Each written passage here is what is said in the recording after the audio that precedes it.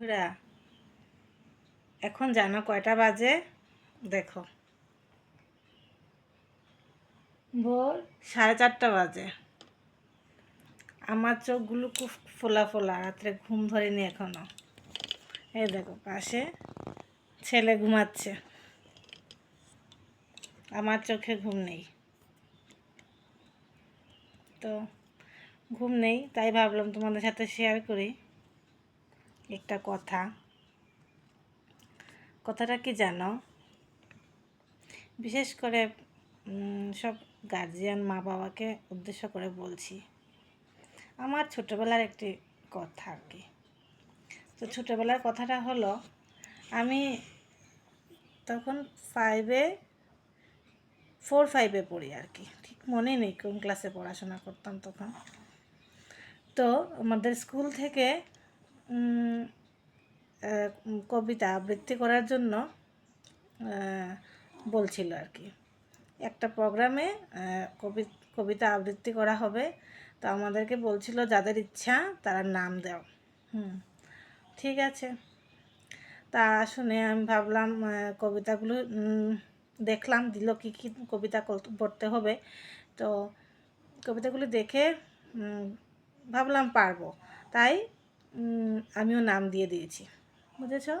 তো আমিও নাম দিয়েছি, বাড়িতে গিয়ে যথারীতি বললাম।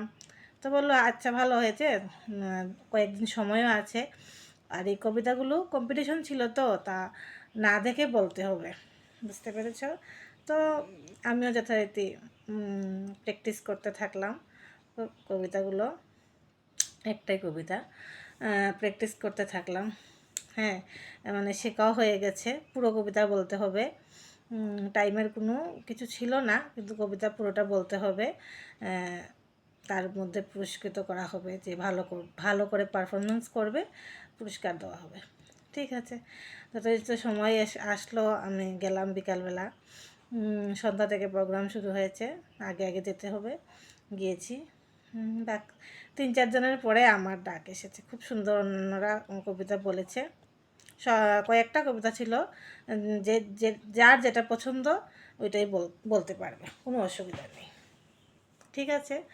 তো আমি যথারীতি কবিতা বলতে শুরু করলাম, গেলাম। ওইটা কি জানো, আমার ফার্স্ট ছিল কিন্তু। বললাম মাঝখানে, আমি এটা ফার্স্ট কবিতা আবৃত্তি করছি আর কি।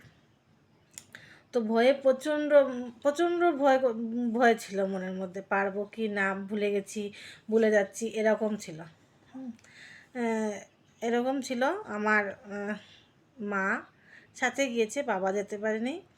তো মা বলছে পারবে, আর কিছু বলছে না, পারবে পারবে, কিছু হবে না, প্রথমবার তো। আচ্ছা ঠিক আছে, গেলাম।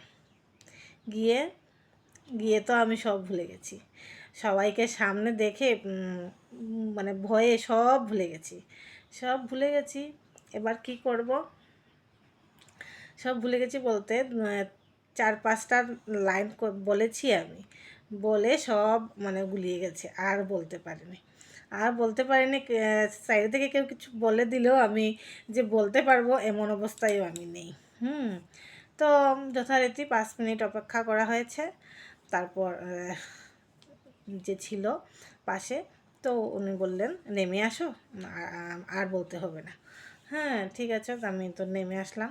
তো আমার যেন প্রচণ্ড মনে এক মানে মনে লেগেছে, আর মনে খুব গিলটি ফিল হচ্ছিল তখন, যে আমি কেন পারলাম না। বুঝতে পেরেছ? কেন পারলাম না, প্রচণ্ড গিলটি ফিল হচ্ছিল। তো গিলটি ফিল হচ্ছিল, তো ঠিক আছে, নিচে এসে প্রচণ্ড কান্না করেছি, কেন আমি বলতে পারিনি। মা বললো কিছু না, পরের বার বা আবার যখন দেবে তখন তোমারটা ঠিক হয়ে যাবে। স্যার ম্যাডামও বলেছে প্রথমবারটা মানে যে লাইনগুলি বলেছি সবগুলি ঠিক ছিল, কোনো ব্যাপার না, নেক্সট টাইম হয়ে যাবে, এমন বলেছে আর কি। কিন্তু আমার তো মনে এই সংকোচ, কেন পারলাম না, কেন আমি পারলাম না, সবাই পেরেছে, আমি কেন পারলাম না। শুধু খুব কান্না করছিলাম। আর জানো, ওই সময় আমাকে কেউ সাপোর্ট দেওয়ার ছিল না, যে মানে কনফিডেন্স দেয়নি যে তুই পারবি, নেক্সট টাইম করতে পারবি, বা তুই আবার দিবি, অন্য অন্য প্রোগ্রামে আবার দিবি বা আবার কম্পিটিশনে নাম দিবি, কিন্তু এরকম কেউ সাপোর্ট দেওয়ার ছিল না। যার কারণে কি হয়েছে, নেক্সট টাইম ওই যে নমস্কার দিয়ে স্টেজ থেকে নেমেছি, আর কোনো স্টেজে ওঠেনি। ওটাই আমার ফার্স্ট অ্যান্ড লাস্ট ছিল, জানো, ফার্স্ট অ্যান্ড লাস্ট ছিল আমাকে স্টেজে ওঠার আর কি।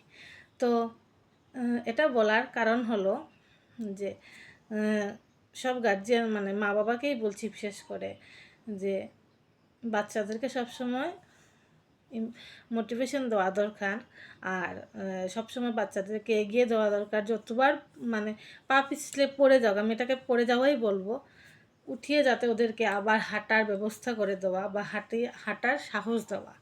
যতক্ষণ না সে ভালোভাবে হাঁটতে পারছে, ততক্ষণ না সে স্টেজে ভালো পারফরমেন্স করতে পারছে, ততক্ষণ মা বাবা তার পাশে থেকে তাকে এগিয়ে যেতে যাওয়া মানে সাহস জোগানো।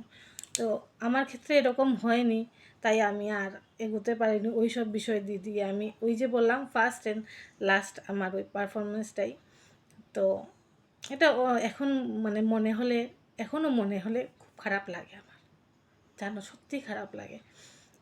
হয়তো তখন ওই সময় আমার মা বাবা বুঝতে পারেনি বিষয়টা, কিন্তু এখন তো ফিল করি নিজে না, তাই অনেক খারাপ লাগে।